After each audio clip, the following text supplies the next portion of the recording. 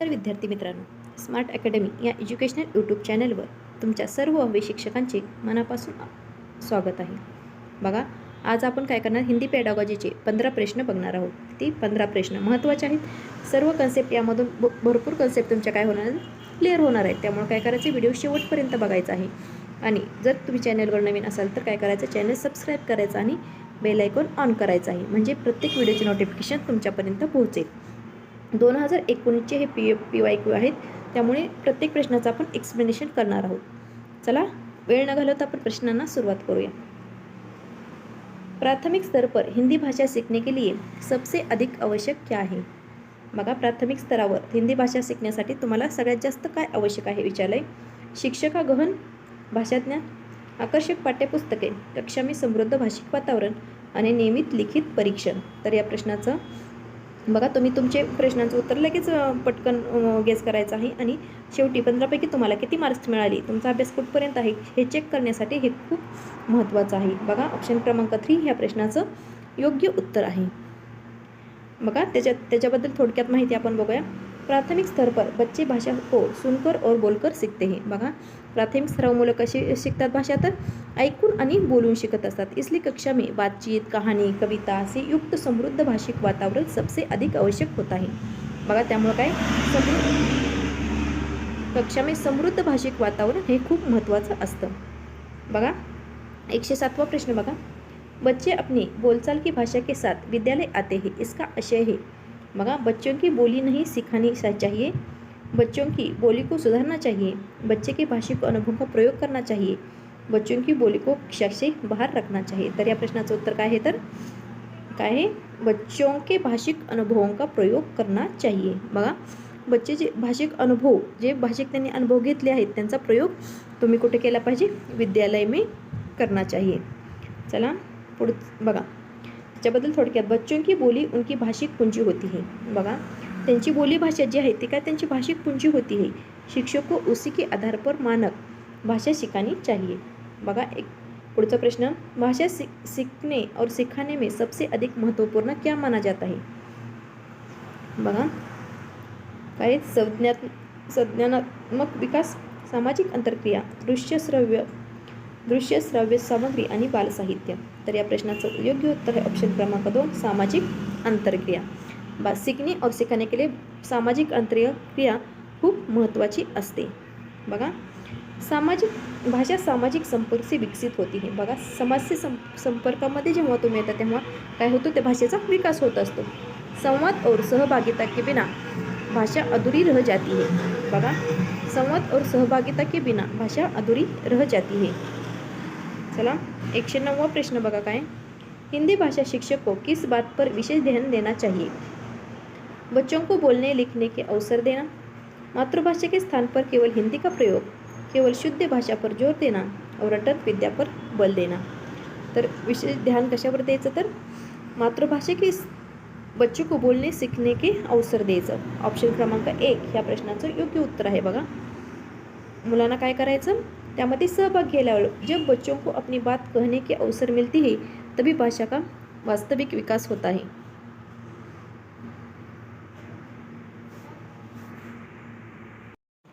बघा, पुढचा प्रश्न काय. 5वीं कक्षा के बच्चों की भाषा क्षमता के आकलन के लिए कौन सा प्रश्न उपयुक्त है? बघा, कुठले, कल्पना करके निबंध लिखो. यदि तुम नए विद्यालय में आओ तो तुम्हें किन कठिनाइयों का सामना करना पड़ेगा? मित्रों से जानकारी एकत्रित करो, कहानी से कठीण शब्द ढूंढो. तर काय करायचं, ह्या प्रश्नाचं योग्य उत्तर आहे ऑप्शन क्रमांक 2. ऑप्शन क्रमांक 2, यदि तुम नए विद्यालय में आओ तो तुम्हें किन कठिनाइयों का सामना करना पड़ेगा. चला, पुढच्या प्रश्न बघूया आपण. बघा, त्या प्रश्नाचं एक्सप्लेनेशन थोडक्यात आपण बघू. यह प्रश्न बच्चों की सोच, अनुभव और अभिव्यक्ति क्षमता का मूल्यांकन करता है. काय करतो, सोच, अनुभव आणि अभिव्यक्ति क्षमता का मूल्यांकन करता है. बघा, 111वां प्रश्न काय. भाषा सीखने का सबसे महत्वपूर्ण कौशल कौन सा है?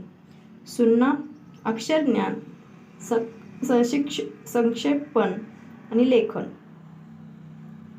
तर या प्रश्नाचं योग्य उत्तर आहे ऑप्शन क्रमांक 1, सुनना.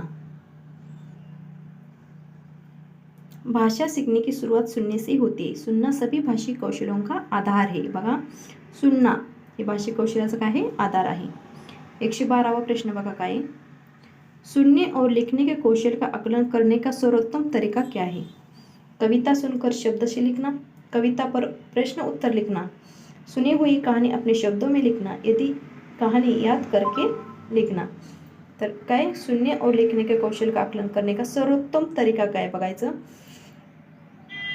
काय तरीका तुमच्या प्रश्नाचं उत्तर आलं असेल. चला आपण या प्रश्नाचं उत्तर बघूया. ऑप्शन क्रमांक 3, सुनी हुई कहानी अपने शब्दों में लिखना. बघा, अपने शब्दों में लिखने से सुनना, समझना और अभिव्यक्ति तीनों का आकलन होता है. 113वां प्रश्न बघा, अर्थपूर्ण पठन के समय बार बार शब्द या वाक्य पढ़ना किस बात को दर्शाता है? अधिक समय लगना, अटक अटक कर पढ़ना, समझ के साथ पढ़ने का प्रयास, लंबे शब्दों में कठिनाई. बघा, अर्थपूर्ण पठन के समय बार बार शब्द या वाक्य पढ़ना किस बात को दर्शाता है? बघा, समझ के साथ पढ़ने का प्रयास. समझ के साथ पढ़ने के लिए आपण काय करतो, बार बार म्हणजे अनेक वेळा त्या शब्दांना आपण काय करतो, पठण त्याचं करत असतो, वाचत असतो तो अर्थ समझण्यासाठी. बघा, पुन्हा पुन्हा पढ़ना ये दर्शाता है की बच्चा अर्थ समझने की कोशिश कर रहा है. जेव्हा आपण पुन्हा पुन्हा एखादी गोष्ट वाचतो तेव्हा आपल्याला त्याचा अर्थ लगेच समजतो किंवा त्यासाठी मुलं काय करतात, प्रयत्न करत असतात. बघा, 114वां, हिंदी भाषा में आकलन का उद्देश्य क्या नहीं है? निगेटिव्ह विचारले, आपल्याला निगेटिव्ह उत्तर शोधायचं आहे. बच्चों की प्रगति की जानकारी देना, प्रत्येक बच्चे की आवश्यकता पहचानना, शिक्षण अधिगम प्रक्रिया में सुधार, केवल भाषागत त्रुटियां ढूंढना. बघा, केवल हा निगेटिव्ह वर्ड आहे, त्यामुळे या प्रश्नाचं उत्तर आहे ऑप्शन क्रमांक 4. आपल्याला निगेटिव्ह ऑप्शन चूज करायचा होता तर आपण निगेटिव्ह केलं आहे. बघा काय होतं, आकलन का उद्देश सुधार और विकास है, नहीं केवल गलतियाँ. केवळ गलतियाँ नाही तर त्याचा काय उद्देश आहे, सुधार और विकास है. चला बघा, 115वां प्रश्न काय, प्राथमिक स्तर पर सृजनात्मक लेखन का सही उदाहरण कौन सा है? छुट्टियाँ कैसे बिताई पर निबंध, मेरा स्वप्न भारत निबंध, कठिन शब्दों का श्रुत लेखन, आंखों देखी घटना का लिखित वर्णन. तर या प्रश्नाचं उत्तर आहे ऑप्शन क्रमांक 4, आंखों देखी घटना का लिखित वर्णन. सृजनात्मक लेखन विचारले. बघा, अपने अनुभव पर आधारित लेखन सृजनात्मक लेखन का सर्वोत्तम रूप है. मग अपने अनुभव पर आधारित लेखन करायचं म्हणजे काय, त्याला म्हणायचं सृजनात्मक लेखन. चला, 116वां प्रश्न बघा काय, भाषा सीखने के संदर्भ में कौन सा कथन सही है? बच्चों में भाषा अर्जित करने की जन्मजात क्षमता होती है, बच्चों में यह क्षमता नहीं होती, बच्चे केवल विद्यालय में भाषा सीखते हैं, बच्चे केवल पुस्तकों से भाषा सीखते हैं. सही विचारले, आपल्याला काय विचारले, पॉझिटिव्ह विचारले. बच्चों में सही क्षमता नहीं होती है, निगेटिव्ह आहे. बच्चे केवळ, बघा केवळ शब्द आला हा निगेटिव्ह झाला. बच्चे केवळ पुस्तकों से नाही, हे तिन्ही पण ऑप्शन कसे आहेत, लगेच तुम्हाला एलिमिनेशन मेथड इथं खूप कामी आली. बघा, ऑप्शन क्रमांक 1 ह्या प्रश्नाचं काय आहे, उत्तर आहे बच्चों में भाषा अर्जित करने की जन्मजात क्षमता होती है. बघा, बच्चे जन्म से ही भाषा सीखने की प्राकृतिक क्षमता लेकर आते हैं. चला, 117वां प्रश्न बघा, डिसलेक्सिया से प्रभावित बच्चों को मुख्य रूप से किसमें कठिनाई होती है? सुनने में, बोलने में, पढ़ने में आणि लिखणे में. डिसलेक्सिया विचारले तर कशामध्ये, पढ़ने में. वाचनाबद्दल जास्त डिसलेक्सिया असतं आणि कॅल्क्युलेशन संदर्भात जे असतं ते, आणि डिस्ग्राफिया त्याबद्दल त्याचा अर्थ तुम्ही मला कमेंट बॉक्समध्ये काय करायचं, कमेंट करायचं आहे. बघा, डिसलेक्सिया एक अधिगम विकार है जिसका प्रभाव मुख्यतः पढ़ने पर पड़ता है. बघा, डिसलेक्सिया एक अधिगम विकार आहे. काय, अधिगम विकार आहे. बघा, 118वां प्रश्न काय, प्राथमिक स्तर की हिंदी पाठ्यपुस्तक में सबसे अधिक महत्वपूर्ण क्या होना चाहिए? प्रसिद्ध लेखकों की रचनाएं, नैतिक मूल्यों वाली कहानियाँ, अभ्यास कार्यों की अधिकता, हिंदी भाषा के विविध प्रयोग दर्शाने वाली रचनाएं. तर काय, प्राथमिक स्तर की हिंदी पाठ्यपुस्तक में सबसे अधिक महत्वपूर्ण क्या होना है? बघा, प्राथमिक स्तरावर काय पाहिजे, हिंदी भाषा के विविध प्रयोग दर्शने वाली रचनाएं. बघा, प्रयोग दर्शने वाली रचना पाहिजे पाठ्यपुस्तकामध्ये. कुठल्या स्तराला, प्राथमिक स्तरावर. पाठ्यपुस्तक ऐसी होनी चाहिए जो बच्चों को भाषा के वास्तविक प्रयोग से जोड़े. म्हणजे जे पाठ्यपुस्तकातली भाषा कशी पाहिजे, तर त्यांच्या वास्तविक जीवनाशी जोडली जाईल. बघा, 119वां प्रश्न बघा काय, बहुभाषिक कक्षा बच्चों की भाषा के लिए कैसी होती है? बाधा उत्पन्न करती है, शिक्षक के लिए समस्या बनती है, भाषा सीखने की प्रक्रिया को समृद्ध बनाती है, मूल्यांकन को कठिन बनाती है। तर या प्रश्नाचं उत्तर आहे बहुभाषिक बच्चा काय भाषा सीखने की प्रक्रिया को समृद्ध बनाती है, भाषा सीखने की प्रक्रिया को समृद्ध बनाती है। ऑप्शन क्रमांक 3 ह्या प्रश्नाचं योग्य उत्तर आहे बघा। चला पुढचा आणि शेवटचा प्रश्न बघा आपला, भाषा सीखने और भाषा अर्जन में मुख्य अंतर किस पर आधारित है।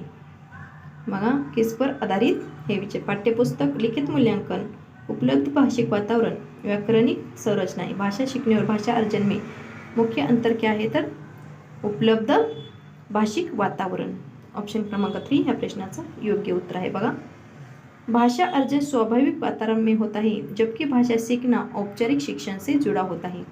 भाषा अर्जन हे आपलं काय होतं, तर स्वाभाविक वातावरण म्हणजे आपल्या कुटुंब समाज ह्याच्याकडून होत असतं, आणि भाषा शिकतो आपण कुठं, औपचारिक शिक्षण म्हणजे शाळा, आपण जे आपल्या शाळेमध्ये शिकवलं जातं ते असतं औपचारिक शिक्षण।